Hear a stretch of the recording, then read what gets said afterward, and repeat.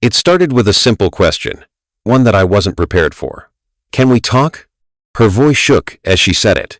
I remember the way her hands fidgeted, her eyes avoiding mine.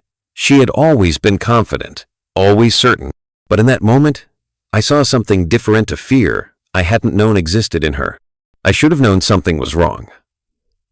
The way she'd been acting, distant, cold, always busy, always too tired. But I never thought it would come to this, never thought it would break like this. "I've been seeing someone else," she said, her voice barely a whisper. "It's not a mistake. It's been happening for months." I didn't yell. I didn't demand answers. Because in that moment, I realized something. I didn't need them. The truth was there, in her eyes. The betrayal had already torn everything apart. There was nothing left to say. Instead of fighting, instead of pleading with her, I stood up. I grabbed my jacket, my keys, and walked out. I left everything behind. Our home, our memories, the life we'd built together. I left without a second glance. I didn't look back. Not once. Not when I heard her cry out my name. Not when I saw her standing there, lost and broken. I just walked away. The days that followed were a blur. Anger, pain, confusion, all of it mixed together like a storm that wouldn't stop. But after a while, the storm settled, and I started to rebuild.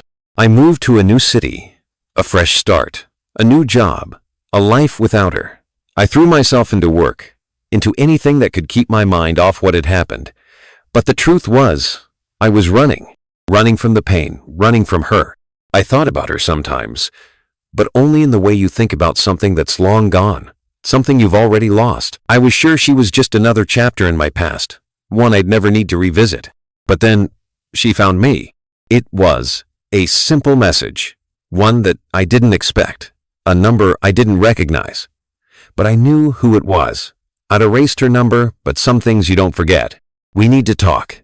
I stared at the screen, my chest tightening. My mind screamed at me to ignore it, to block her, to keep moving forward with my new life. But there was something about it, something that pulled me in. "So," I replied with just one word. "Why?" A few minutes later, my phone buzzed again. "I just need to see you, please." I could have ignored it, could have walked away without another thought. But a part of me wanted to see the regret on her face. A part of me wanted to hear the words she'd never said before. So, against my better judgment, I agreed to meet her. The cafe was quiet when I walked in. I spotted her immediately, sitting at a small table in the back. Her hands wrapped around a cup of coffee, but she hadn't touched it. She looked different, not the confident, carefree woman I had known. Now she looked exhausted. Her eyes were hollow, dark circles beneath them, her shoulders slumped. She looked like someone who had spent the last year living with regret. When she saw me, her lips parted slightly, like she would find the right words. I sat down across from her, waiting. Her eyes searched mine, filled with a mix of hope and fear. "I've thought about you every single day," she said, her voice shaking. I leaned back in my chair, arms crossed. "Really?" "Because when I walked out that door, I didn't think you gave me a second thought." She shook her head quickly, tears welling in her eyes. "I made a mistake," she whispered. "I thought I wanted something else. I don't even know what I was thinking. But when you left, I realized I had thrown away the best thing in my life." She reached across the table, her fingers trembling. "Please," she whispered, "just tell me there's a chance." For the first time in a long time, I smiled. But it wasn't a smile of hope. It wasn't a smile of forgiveness. It was a smile of understanding. She was drowning in the regret she had created. She wanted me to fix it, to fix her mistake. But there was nothing left to fix.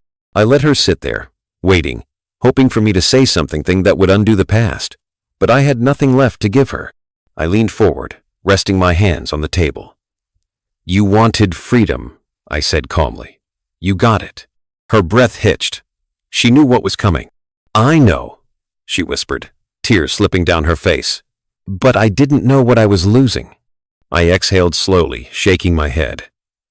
"That's the problem," I said. "You only realized my worth when I was gone. And now, it's too late." Her face crumbled. She opened her mouth to speak, to beg, to plead, to fight for me. But I was already standing up. I pulled out some cash, tossed it on the table, and met her gaze one last time. "Take care of yourself," I said simply. And then, just like I did a year ago, I walked away. This time, though, she was the one left behind.